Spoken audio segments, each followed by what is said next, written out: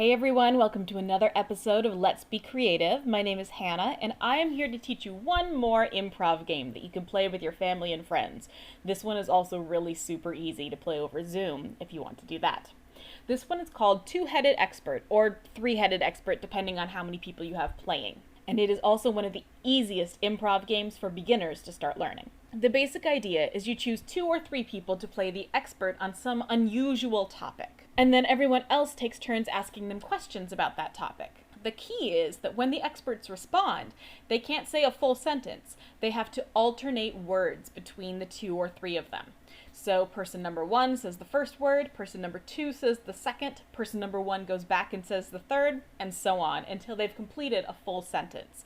Most of the time it'll be pretty obvious when a sentence is over, but if there's ever any question, the experts can always just say period to make it clear that that sentence is over. Note that what the experts say does not have to be correct in real life. Sometimes people get stuck on this, especially if it's a topic that they actually do know something about, but that's not the goal. The goal isn't to give accurate information. The goal is to create a sentence together, or if you're in the audience, to support the people creating a sentence together. Let me show you what that might look like. Let's say that we've decided I'm an expert in unicorn training.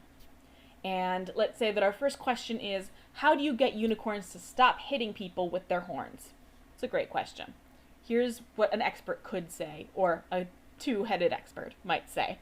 To get a unicorn to stop hitting people with their horn, you must tell it to stop and then give it a treat. Period.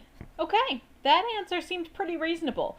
They won't always be, though. Sometimes your answers will look more like this. To get a unicorn to stop hitting people with their horn, find a toad which flies everywhere because it will help. Period. And that's okay. You're working together to create this sentence, which means you might have different ideas of where this should go. And one or both of you might need to let go of your initial idea so that you can be successful together. This is one of my favorite games for beginning improvisers because you don't have to be responsible for a whole scene or a whole character or even a whole sentence. All you have to do is come up with one more word, and anybody can do that. And if you're one of the audience members, think about what would be a good question. If you ask, is it difficult to train unicorns? You might just get this. Yes. Period. That's not interesting or challenging for anyone. So ask open-ended questions that aren't just yes or no. Things like, what is the best way to, or why did you decide, or how can you, are good beginnings to these questions. By the way, you can also do this same technique and create stories with them.